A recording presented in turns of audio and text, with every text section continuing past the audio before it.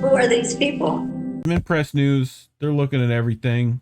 Alan McLeod sitting in the shadows, waiting to find a story. Has wrote this recently, and I thought I'd pull it. And we're doing pretty good on time. We got 30 minutes left. So TikTok, Chinese Trojan horse, is run by State Department officials. Who would have thunk, Jesse? Who would have thunk that it's actually deep state stuff? So, amid a national hysteria claiming the popular video sharing app is a Chinese Trojan horse, a Mint-Press News investigation has found dozens of ex-U.S. State Department officials working in key positions at TikTok.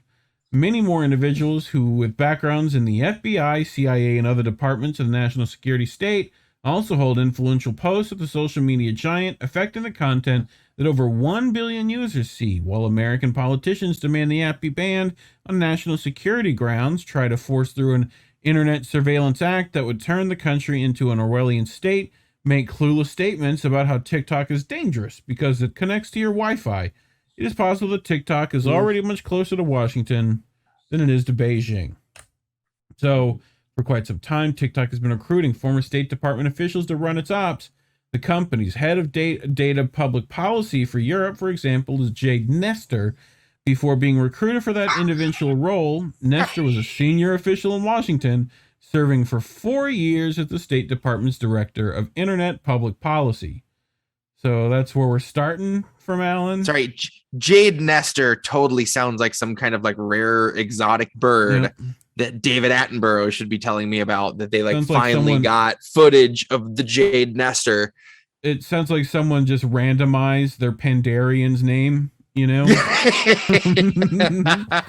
That's a deep cut for Jesse to laugh at. I know Jesse spent some time in that area. He's like, oh, this was a terrible expansion. Serving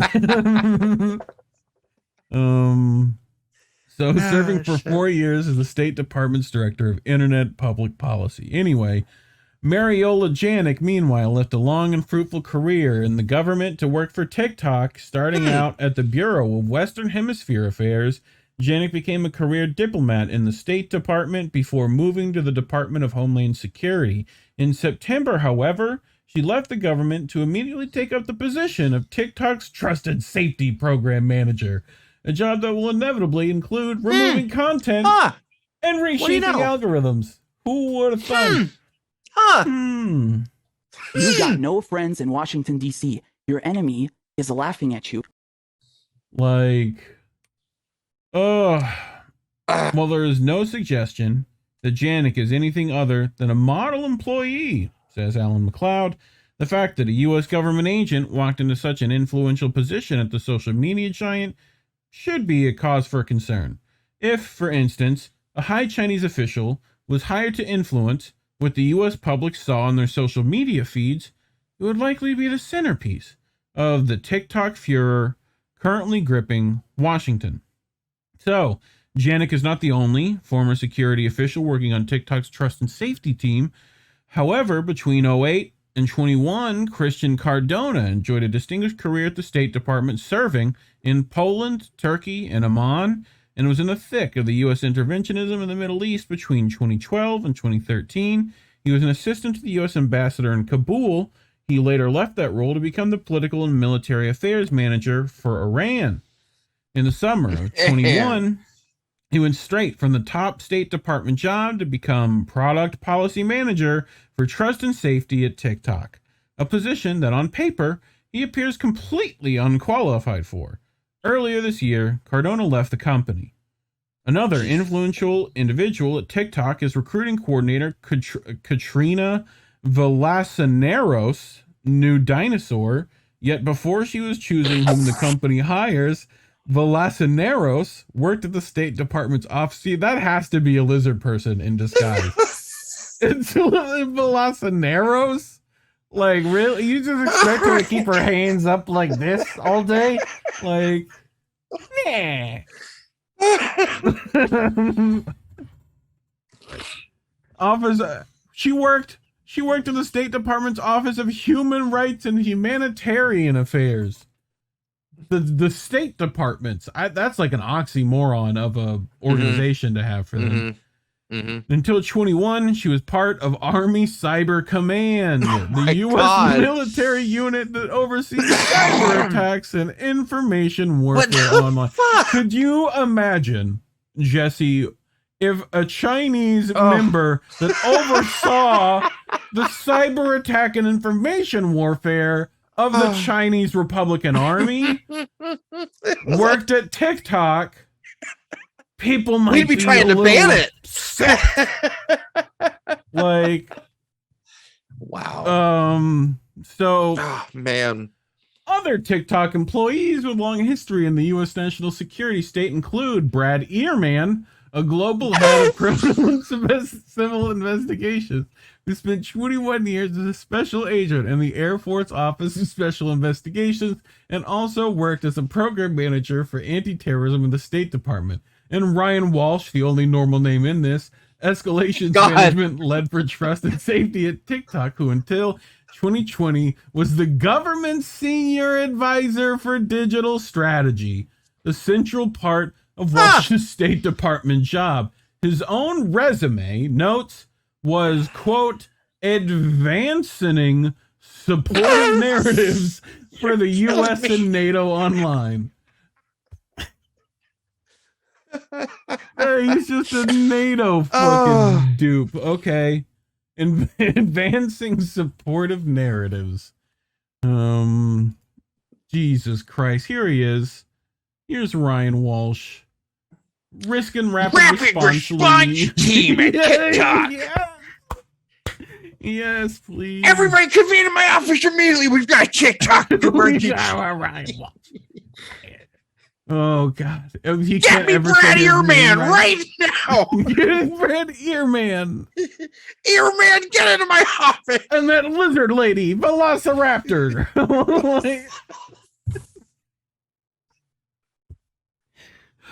Fuck.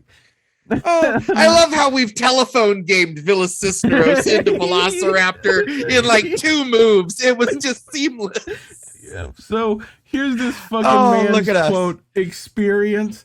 Escalations management lead, U.S. trust and safety, right? So we got intelligence director for digital platforms, right, at Storyful. And if we just scroll down a little more, the U.S. Department of State. Right? So we got senior advisor for digital strategy, Bureau of Global Public Affairs. Right? Residency fellow for counter disinformation, U.S. Advisory Commission on Public Diplomacy.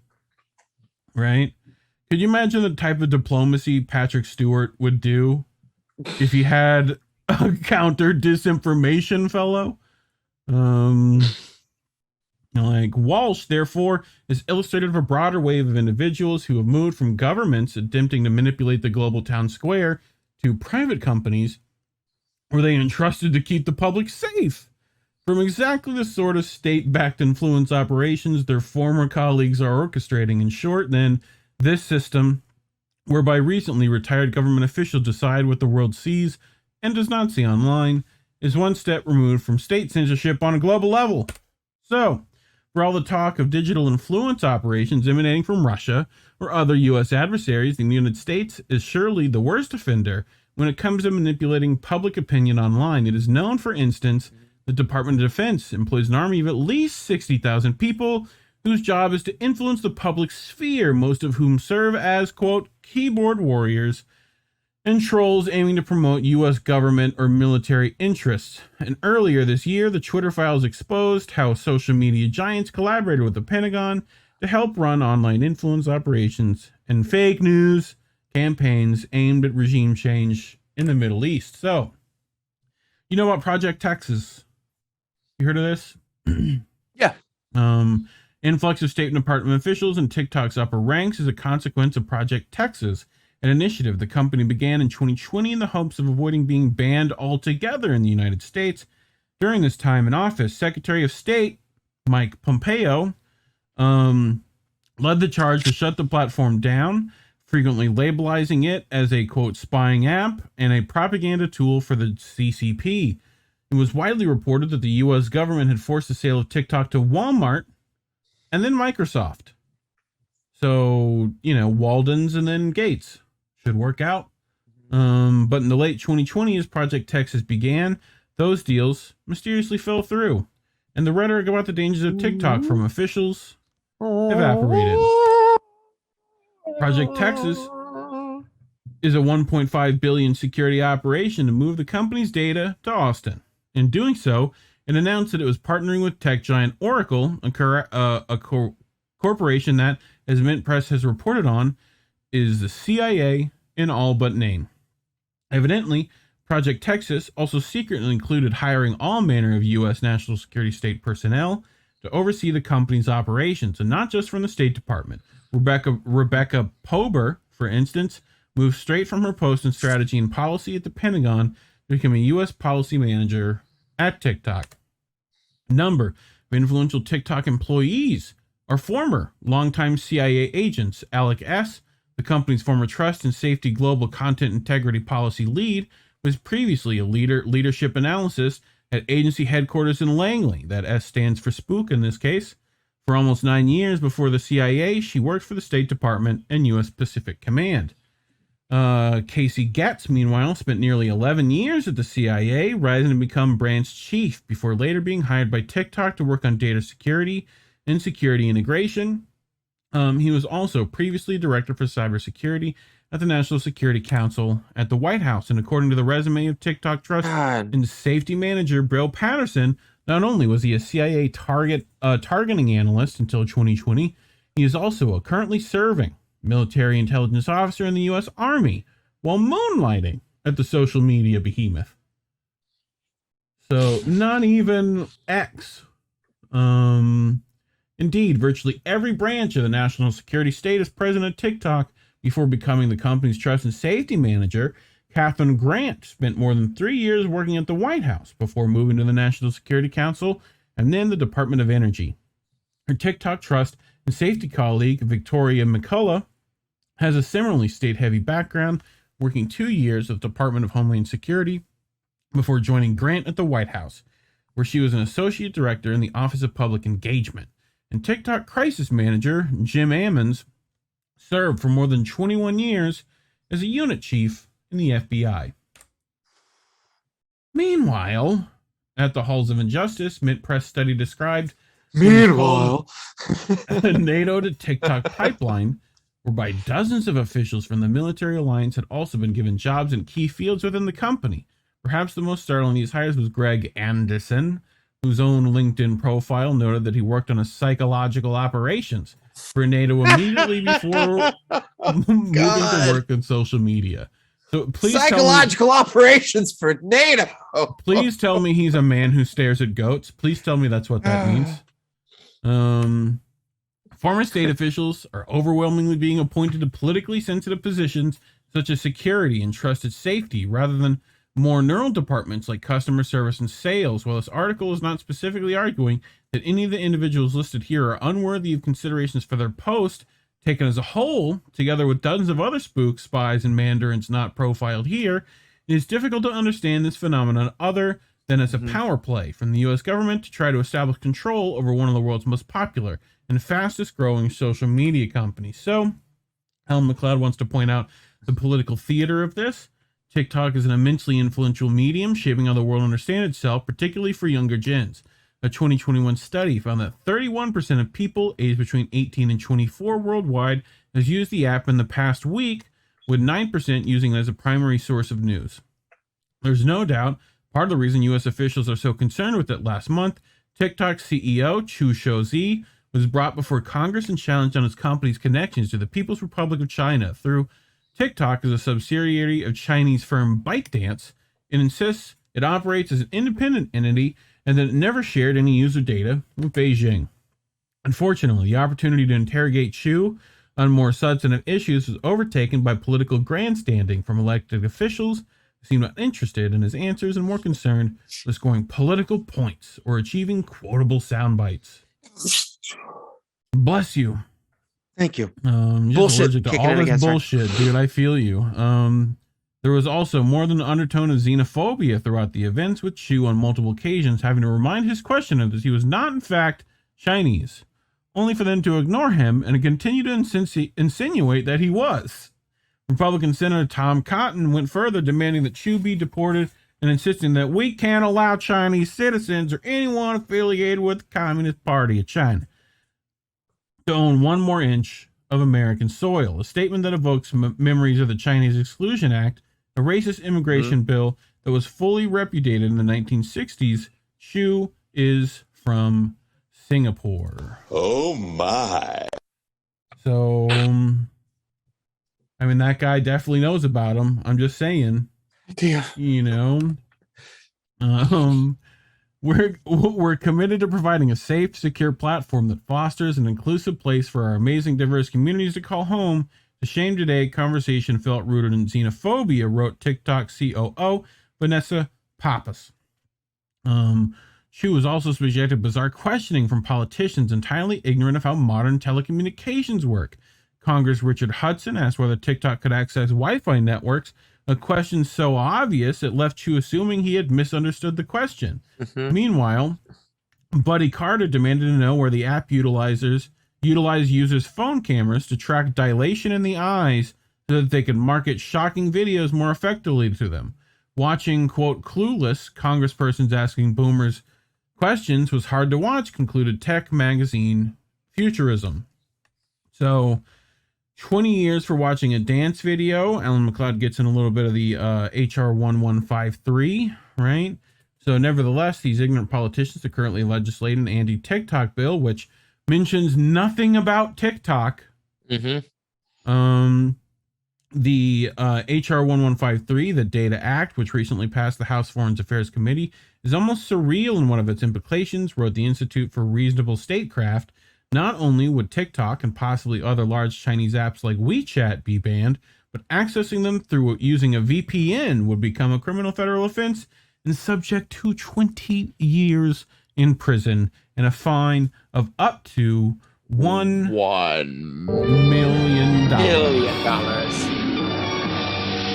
So, yeah. I mean, and check out our sponsor, NordVPN, for 20% off all this bullshit. The bill also gives the government the power to secretly and permanently spy on any individual it subjects suspects of interacting with foreign adversaries, while it's named those adversaries as including China, Cuba, Venezuela, Iran, Russia, North Korea. It also notes that the list can be changed at any time for any reason. Thus, the bill would blow apart freedom of speech online and implement some of the most draconian, authoritarian internet laws anywhere on the planet, far more strict than even the famously censorious Chinese government.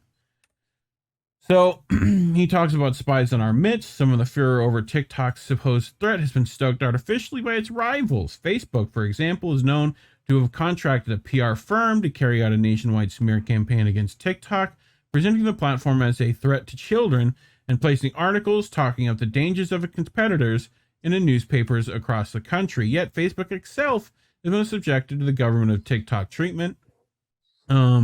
In 2018, Mark Zuckerberg was hauled before Congress and grilled for hours on the dangers of his platform.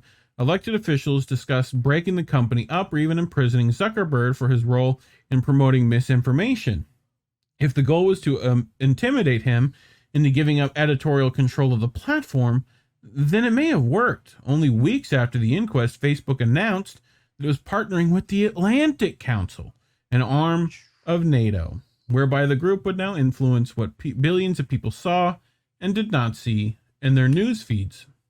The Atlantic Council has long been among the most hawkish organizations on China and Russia, publishing lurid reports about the extent of the latter's penetration of Western society.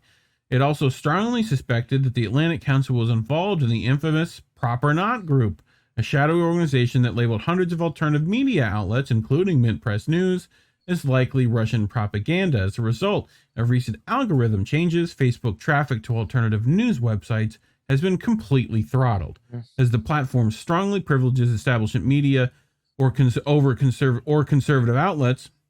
Mint Press, for instance, has lost over 99% of its Facebook traffic for the state This sort of corporate algorithmic strangulation is far more effective than outright government bans.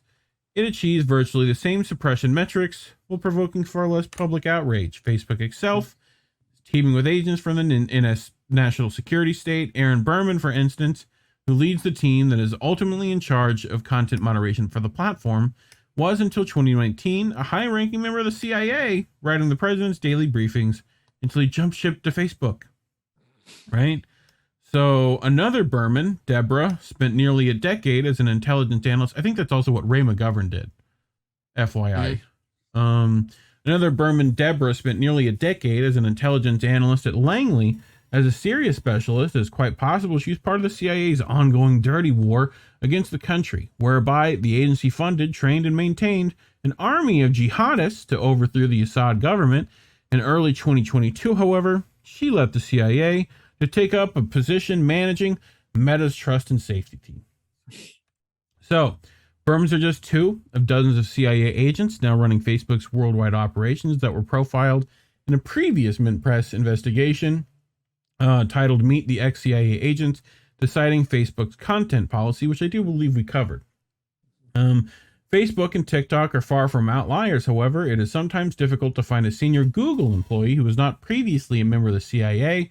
Twitter has been hiring an alarming number of FBI agents to run its operations, and Reddit mysteriously appointed hawkish Atlantic Council member Jessica Ashu to become its director of operations, despite her having little to no relevant experience, seeing as she is a shoe. Bless you. With billions of users worldwide, big social media companies hold vastly more power. I was going to go with like what's on your foot, you know? So influence global public opinion and even the largest of old media empires, the U.S. clearly understands that he who controls the algorithm controls the spice, thus controlling the universe. In decades gone by, the State Department and the CIA spent fortunes creating networks of hundreds of paid informants in newsrooms across America, and even secretly set up hundreds of newspapers and magazines to plant information or misinformation to alter public opinion. Today, however, for the U.S. government, it is much quicker and simpler to place a few operatives into key positions in big tech companies, and they can have a much greater effect. Thus, Americans should not fear that TikTok is some sort of communist Chinese Trojan horse. It is already being run by your local State Department. So that's it. We did it. Shout out to Ellen McLeod, because that article's killer. That's really great. He always goes deep. Like you could like cut out like one or two of the CIA agents and still have a great article. Yeah. You know, but yeah, the scope of it. I mean, I remember seeing the one recently that was all the people that Twitter had hired that were ex CIA and FBI. And again, they're everywhere. They're embedded.